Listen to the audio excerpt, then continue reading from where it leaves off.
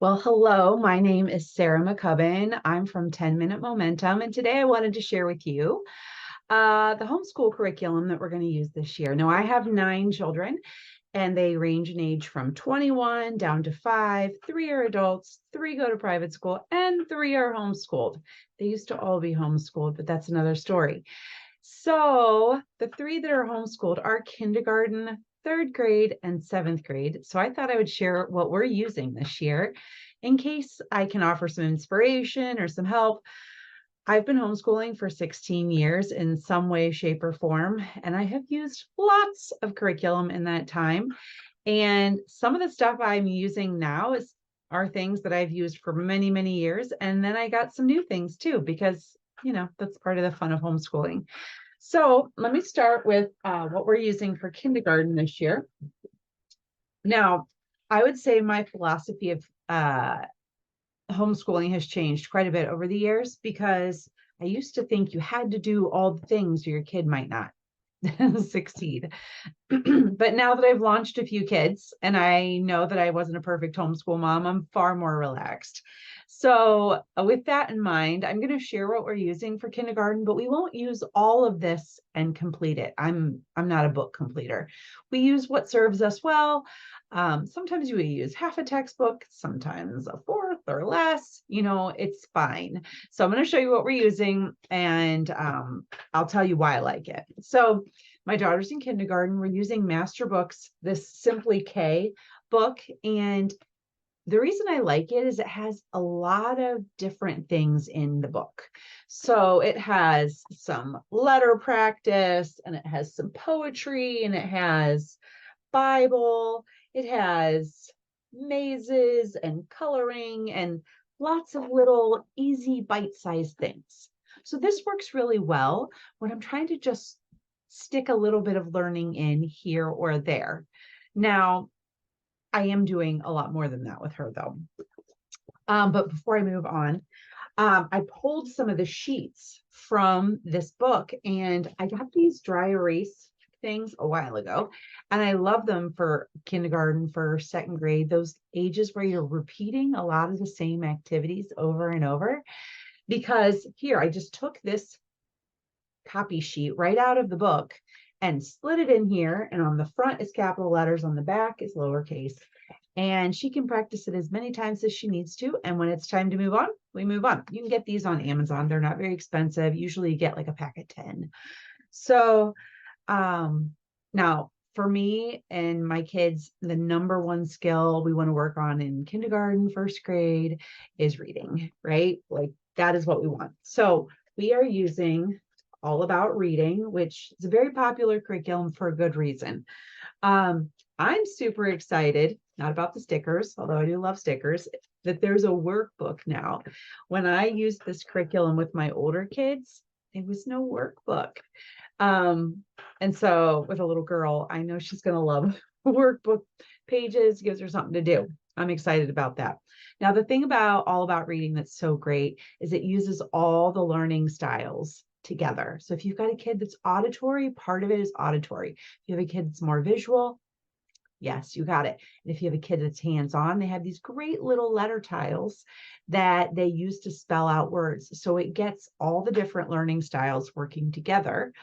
And it's very phonetic. So it's got these letter cards where they learn the different sounds. So before my kids used All About Reading, I did not realize that some of these sounds had more sounds.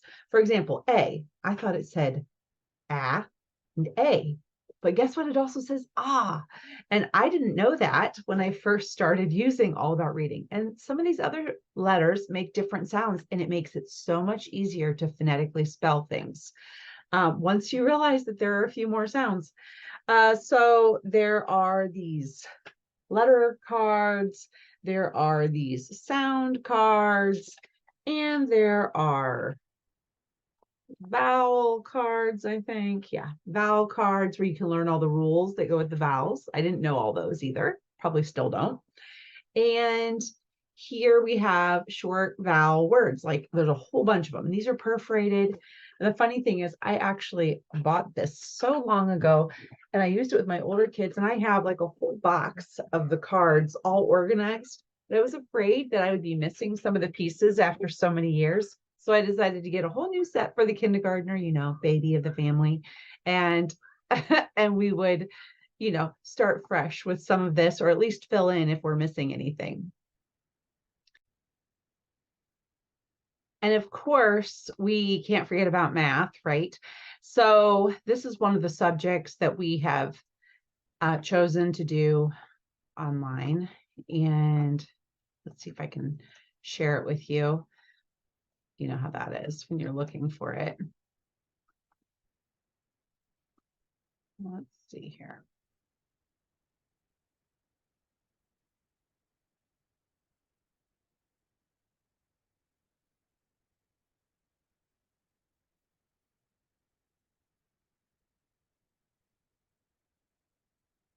Okay, so what we're using for math, well, for the kindergartner and for the other kids, is CTC math. What I really like about CTC math, we started using it in the spring, and what I really like about it is that, let's go back out here. She's in kindergarten, but let's say she moves through these concepts really quickly, she can do first grade. And maybe there's certain things that she needs to repeat. That's easy to go back and repeat. So I like that it lets you as the parent decide the grade level that works best for your child right now. Now, my third grader is also using CTC math, and he really struggles with math. And I like that even though he's in third grade, I can drop him down to first grade. If he's stressed out, struggling, I can drop him down. Okay, so she's going to try CTC math, but she's definitely using reading eggs for a lot of her more fun reading, right? Because reading eggs lets them earn tokens. They can practice their phonics. They can also practice math. So this is kind of like the fun schooling side. I showed you like the real schooling side. And she also goes to a co-op on Fridays where they do history and science and language arts. And on Tuesdays, she goes to a science center where they do science. So that's kind of the basic picture for kindergarten. So moving on to third grade. All right. So for third grade, some of what we use for kindergarten, we use in third grade, right? So let's see, let's start with language arts. So my son goes to co-op and they will do language arts there. And in the language arts class, they're using this book called Daily Word Ladders, which works on reading, vocab, spelling, phonics. It's like a really fun book. Plus, they'll do reading activities there. He's actually a pretty good reader. So he reads lots of books at home, which is great. But this year we're going to add some other skills for him. So this year for him, we're going to add spelling. And he's never really done much spelling. And I'm going to use Spelling Power. This book's great because you can use it from kindergarten all the way through 12th grade. It's just lists that you kind of progress your child through incrementally. And so you don't really need a different book for each grade. You can just get one book and use it for years. I also know this is recycling curriculum. So this is a vocab book, second grade. Guess what? I bought it years ago. I'm going to try it on this kid because I think I got too busy when I had little kids and didn't end up using it. So it's brand new, and I guess he's going to get a chance to use this. So that's language arts. Now, we are also using CTC math that I shared earlier for my son in third grade. Now, he has really struggled with math. Reading has come easy. Math has been really hard. And lots of tears, lots of crying. We've already tried several curriculum for him. And the thing I like about CTC math is that it, like I was showing you earlier, he's in 3rd grade. But if I pull this up and some of these concepts are too hard for him, it's okay. I can drop him down to an earlier level and let him work at his own ability. And the lessons are like 5 minutes long, not too many questions. You, as the parent, can decide how many times they get to practice. If you buy a CTC math is a year-long subscription, so you can, adjust your child's level over the course of the year. It's not like you have to go now and buy, oh, I bought the wrong grade level, let me go buy another math curriculum. No, you can just adjust the level in here. And it does teach like little short 5-minute or less videos. And then they have the practice questions. And it's working great. So he's not crying most of the time over math, which is a win because we tried lots of things. All right, so we've done language arts, math, history. All right, so history, I've got 2 curriculum, which seems like overkill, but we do history in our homeschool co-op, and we do all the fun projects, all the hands-on stuff. So at home, we do Story of the World, and I cannot find my book 1, but we use the audiobooks. So I have all the books, but we use the audiobook version. So we're doing ancient history this year. This is the wrong book. And we love the audiobooks. My kids, who are now grown, listened to those audiobooks over and over and over, and they have the best timeline in their head because they would listen to all 4 books in a row. Like, even though I say we're doing book 1 this year, we're probably doing book 4 because we just listen to them over and over. And I love it because in the wintertime, when there's not a lot to do, they can listen, play with Legos, or they can listen while they're coloring, right? They can listen in the car while we're driving to a field trip. And so along that line, I know that Story of the World is very successful. We've used that for many years, but I didn't want to not try something new. So I got America's Story. This is a master books. This is book 1, and From Ancient Americas to the Great Gold Rush. So this one has lots of beautiful pictures, but what sold me on it is that it has an audiobook. You can tell I like them. So they can look at the pictures while they listen. We'll see how they love this one. Trying not to do quite as many screens. So we'll see how they like that. We don't do any of the activities at home, although my younger daughter, if there's a recipe, she likes to crack open the recipes. So science, my kids do science at the homeschool co-op, but we did not buy that textbook because I only have so much bandwidth, but they go to a program once a week for 3 hours and they do science there. And so the textbook for that is chemistry and ecology. This is master books. I've never used master books for science, so it'll be interesting. Lots of beautiful pictures in here. They will do all their experiments at co-op, and then we will do some reading and answer some questions from the textbook. And I will use this for my kindergartner and my 3rd grader, although I don't expect that the kindergartner will probably do too much work out of it. And then the last thing, well, not the last thing, but is Bible. So we talk about the Bible all the time.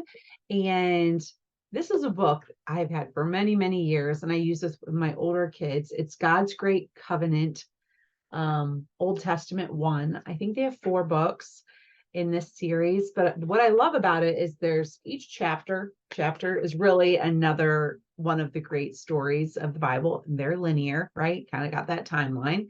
Good for ancient history. And you can read the story right out of here. And then it has review worksheets and quizzes, but we never used them that way. I loved it because the questions were right there and I could ask my kids questions after we read the story. And there's also like word studies and things like that in here that make it easy to kind of have deeper conversations. And I just found it very open and go, right? It wasn't like a devotional, but it was very open and go. My kids love the stories, very engaging. Now, um, for both of those kids, actually my older son as well, we do supplemental stuff too. So here's one of my favorite supplemental books that I even use for my kids in school. This is Map Trek, the complete collection of maps. So this collection has maps from like ancient history, modern history, you know, the Renaissance. It has maps from all different time periods because maps, the borders of countries change. They have a selection of maps like US states. They also have, you know, European maps, and they have blank maps as well as ones that are labeled. So if there's an unlabeled map of the United States, they also have the same map that's all labeled. So I like that. The ones you can print off black line maps, or you can print off ones that are color. I think you don't have to print them all in color, but when you buy this, you also get a CD or digital download that goes with it. And I have all the maps downloaded onto my hard drive. And I've had this for many years. And when my kids have a school project where they need a map, I pull up these files. I've used them over and over and over. This is a great supplementary text. I will use it probably a few times. We don't use it cover to cover. We use it as needed to go along with projects or topics that we're learning about. And now this is going to be kind of our unit study type themes for the year. So I love learning about Jewish holidays. And we've never really done it as a family. I've learned about it by myself, and I love this book, The Feast of the Lord. It's fantastic if you want to learn about that topic. But we are going to do lap books and unit studies. Here's one I've created. This one's about Yom Kippur. Of course, the first fall holiday is Rosh Hashanah, and I have a lap book for that too, but didn't print it off yet. And it has lap book pieces. It has facts. It has different activities you can do together. And there's links to videos you can watch. And I'm probably going to add to it as I go, just because, that's how it is. The more you use it, the more you add. But so we're going to learn about the different Jewish holidays this year using unit studies, cooking, using this book, The Feast of the Lord. And we'll do that with all our kids, even the ones in school. We'll do that probably around the lap books we'll do during the day, but we'll talk about stuff at the dinner table. Okay, so I think that finishes third grade. Woo! That was a lot. But again, I'm going to repeat, I don't complete books. I tend to use it as long as it's useful, and then I set it aside and use whatever else I want. So, and we, like I said, we use audiobooks for a lot of things, and I don't really feel that pressure anymore to like finish and like pressure my kid to finish everything, because I know it all works out. They're getting a lot of learning in a lot of places. So here we go, 7th grade. So language arts, my 7th grader does co-op, and he also does the science center, and he's also in reading tutoring. So he has had many struggles with learning to read. And if you have had a child that struggles to read, you know how that affects every other subject. And I just want to encourage you that he is reading almost on grade level. He's 13. He's doing fantastic. And I'll show you some of the books he is reading on his own, and you'll know he's reading on grade level if he can read these books. And it's been such an answer to prayer. So if you have a child that has struggled with anything, you know what? He's big enough, right? And don't stop trying and don't stop believing, because we have seen amazing, amazing things for this kiddo. So he does a lot of his language arts with a tutor 3 days a week. They have an online session. He's also in a language arts class at co-op where they're going to be working on journaling. They're going to read several books from ancient history. I can't remember the first one, but this is Vinegar Boy. And they're also going to do a Bible study from The Chosen, which is great. And I think they might write one paper too, but he's doing most of his stuff with the tutor. All right. So for him, we also are doing for math, we're doing CTC math. And I love that CTC has this family package you can buy because makes it more affordable. And if you watch the sales, they'll go on sale and you can do a free trial too. I'm not an affiliate. I'm just telling you it's working great for our family. I'm at a stage where I need to have some things on the computer, and this is working for us. In the past, we have used other math curriculum, and it's been great in the different stage that I was in. So I think there's a lot of math that can work, and it's really important to tune in to the stage you're in and the stage your kids are in and kind of juggle that. All right, so language arts, math, history. So my son is taking a history class, and in that class, they're using Uncle Sam and You from Knotgrass. I love Knotgrass. I could go on and on about Knotgrass curriculum. Fantastic. I love the Citizen's Handbook that accompanies it. It has original documents. Now, this textbook is great because it is very student user friendly. All the Knotgrass stuff is. So at the end of each lesson, there's these lesson activities. There's a whole bunch of them. And you, as the parent, can decide which of those things your kids are going to do. So even though there were like 5 or 6 assignments there, generally we only pick a few. And Knotgrass is designed that it can be a history, language arts or literature, and Bible credit. We don't usually use it for all of those, but this is kind of a civics course, and we're only using the first book of the 2 books this year in our co-op class, but the topics they're going to be learning about are really interesting. They're learning about, how we choose presidents and what is voting like in America and the political parties. What do we need to know about our nation's capital, the history of it, the responsibilities of the president? What does the U.S. Congress do? How America has relations with the other world leaders and what ambassadors do, as well as a ton of holidays, really interesting, unique holidays. So that's what he's doing for history.